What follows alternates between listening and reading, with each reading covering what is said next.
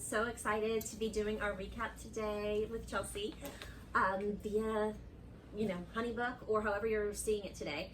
It's on YouTube, so if we need to send a link to you, we will do that as well if you have trouble with this video at all, or if you would like to share it with somebody else in the family that also needs to watch what your child's doing in group. So we are excited to talk a little bit about what each group's been doing. And for this group, this grouping, it's mostly just going to be our kids that are in cognition groups working on some communication skills as well.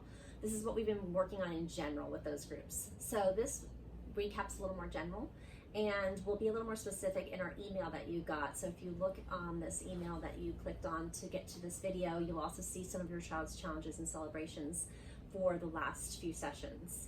Also on there you can find a link to sign up for a 15-minute Zoom or phone call with Chelsea and I on Thursday or Friday. There's plenty of sessions to sign up for if you want to talk more after this about everything that we tell you about. So if that will help you, please feel free to do that.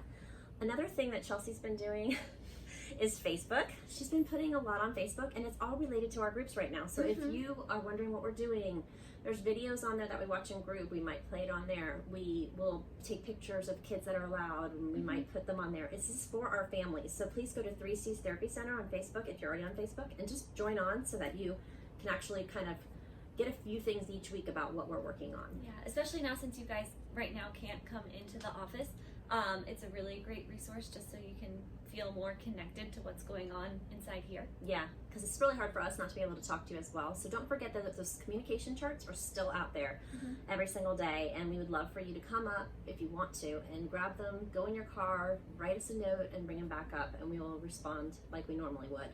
And also we have been putting some parent ed up, so Chelsea's going to talk to you a little bit about the ruler approach, and we have a parent ed that's been out there all week. You're welcome to come up and get it if you feel like you need more information, or you can ask for us to, in your communication chart, just ask us to send it to you and we'll send you a copy of that. So I was just going to start just really quickly to talk about that with these groups. A lot of them we've been working on how to greet. Chelsea and I do a lot of this. We do like a little foot tap. We've come up with different ways, and we've even tested the kids a little bit by coming in and just kind of going to hug them to see if what they do. Most of them, now that we've learned this, will be like, oh, whoa, we'll just do this. They've come up with other ways, but it's important to talk about that. We can't just hug anymore or just do all of that. We're keeping our social distance within the group, and everyone's in their seats, but we still want to greet each other, so we're working on that. And then these groups did some sort of an introduction project, and we talked about how important it is to introduce yourself when you get to a new group, but how awkward that is. And so we use these different tools to help them come up with some things about themselves a little easier. So when we did an initial introduction, they usually just said their name or their age, but they didn't know what else to say. And then we did these fun little projects, and we got to see how much more they learned about each other. It sparked a lot of conversation about what they had in common, and it was awesome. So some of our groups have done these rainbows, which was really cool. And there's a ton of executive functioning involved in these, so I loved that. They had to write, glue, they had to cut, they had to put them in the right color order. And then they had to stand up and share. So that was really cool to watch them do that. And then some of our older kids did this roll-up activity, which was really fun. So they had to, after they did it, they rolled it up. They even put fun facts inside, so you would have to share or peek through to find out about them.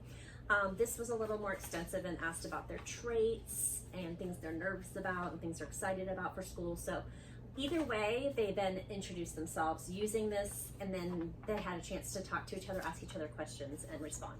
Yeah. So that was really cool. And then the main thing we've been working on is what Chelsea's going to go over. Yeah, so what's been taking up the big bulk of our sessions is this semester we are really focusing on this mood meter, which some of you parents from last semester might remember. We started to bring it in towards the end of last semester in May. And during the Zoom sessions. But over the summer, Chrissy and I read a book called Permission to Feel by Mark Brackett, and he is the man who invented this mood meter. And it talks about how rather than just labeling your emotion and then jumping straight to a regulation strategy, really taking the time to go through his ruler approach, which I'll bring it closer just in case because it looks small for me. Which is his ruler approach, which is recognizing, understanding, labeling, expressing, and regulating. So it's a really slow approach, but it really focuses on the kids really having a better understanding of their emotions. So for the first couple weeks, we check in with kids every single day, but instead of just jumping straight to recognizing a feeling word, we've been focusing more on them being aware of their energy level. So do they have high energy or low energy, and what their pleasantness level is. So do they feel unpleasant or pleasant, and how that kind of affects where you fall on the meter, which I'll have Christy, you can show parents how we've been checking in.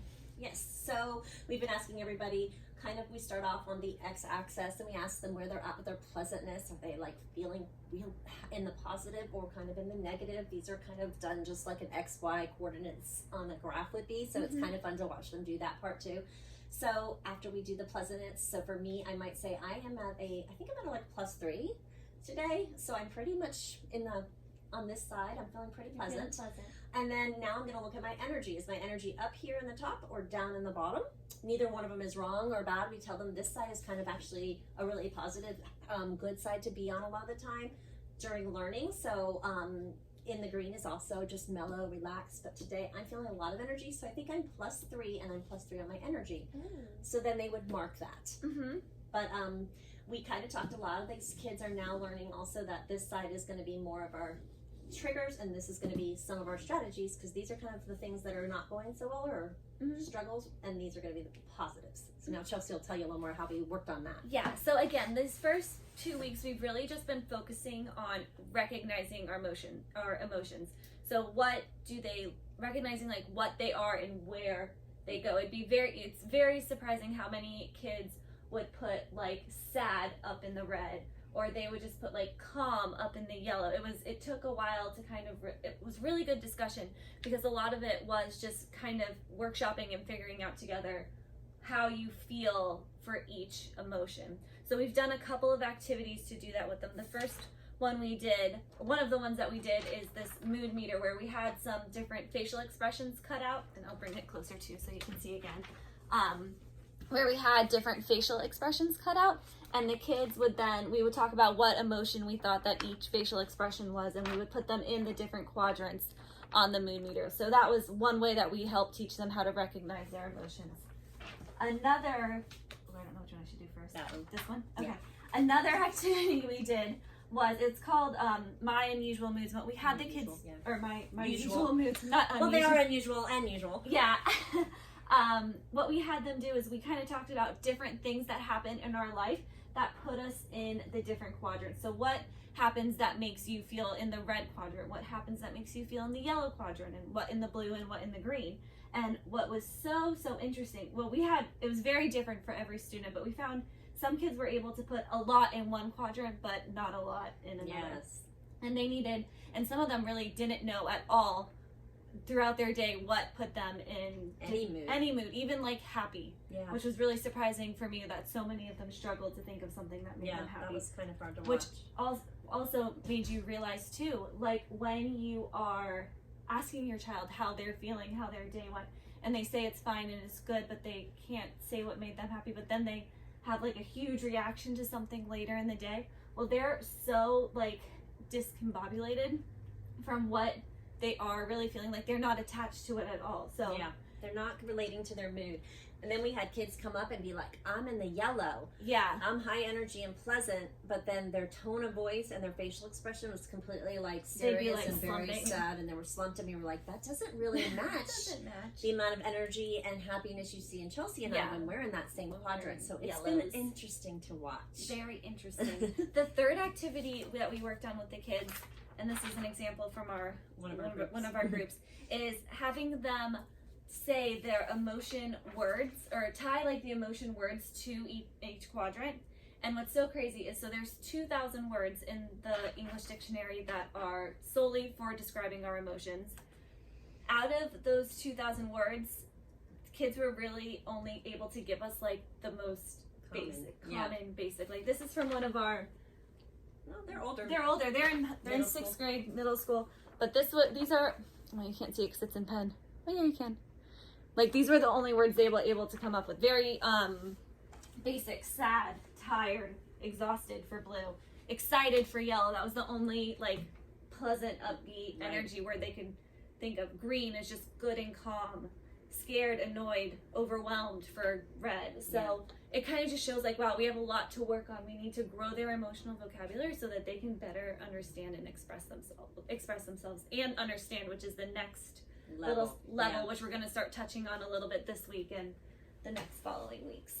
And then we also did we tried to really help them to understand their mood by also having them listen to music in some groups. Yes. So we did music and we did a Slideshow slideshow. where you have to just look at pictures of people, and it was really fun. The kids really enjoyed both of those activities, but you have to see how someone's feeling just by looking at them. And again, great conversation came up from those activities because it's funny how 2-3 people can see the same picture but each think it's a different emotion. Absolutely. But then when you talk about it, they were all pretty open and understanding. And then the challenges kind of tied in, and we really didn't involve the parents too much in the challenges because we just wanted to see if the kids could maybe, the first week was think about things that put you in the yellow since it was so hard for them.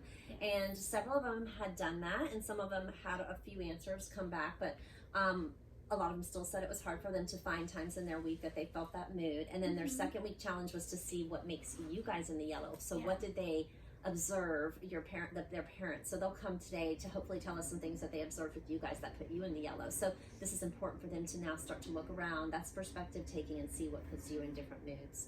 So it was really cool to give them these little challenges. They'll have them every week. And other than the ruler and basically, obviously, the kids love games. So we tried to end with just a short amount of 10 minutes of something fun. So we have these new games called Color Brain, Brain Freeze. And we did a little bit of Blurt with some of the older students. And they're really loving these games. The Color Brain is a cool game as a family to have, which is all about what colors are related to certain things. And this is the Disney edition. And so basically, what do you remember a certain specific thing from a movie? And some of our kids are really great at that. So they remember the specific colors of things within movies. Brain Freeze is a lot of executive functioning. Any groups with 2 kids were really diving into those kind of games. They had to do deductive reasoning, and it was tough. Inferences. But they seemed to enjoy it, and so that was fun. And then the final thing that we started bringing in last week was some of the kids in middle school, especially with some active listening activities. And this is really important because I think a lot of our students are talking about things, but they don't necessarily have the skill of listening and when other people are talking, giving feedback. That's both nonverbal, like nodding and smiling, and verbal, which is, obviously asking questions and making comments. I mean, it's just an area that's really tough for them. And it's next level to help with conversation. It's a next level skill that I really love. Yeah.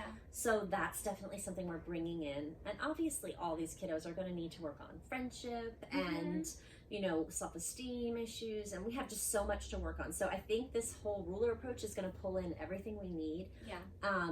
And then we're going to keep building around that. So we're really excited for the semester. Thanks so much for being so flexible. At 9 weeks, we're going to reassess where things are at. So we'll then be able to see if some of our Zoom groups want to come in and if we can obviously open up more room for some more kiddos. So that will be an exciting thing. And then also if you do follow us on Facebook and you want to do any sort of a recommendations, they call recommendation or a review, that would be awesome also. Yeah.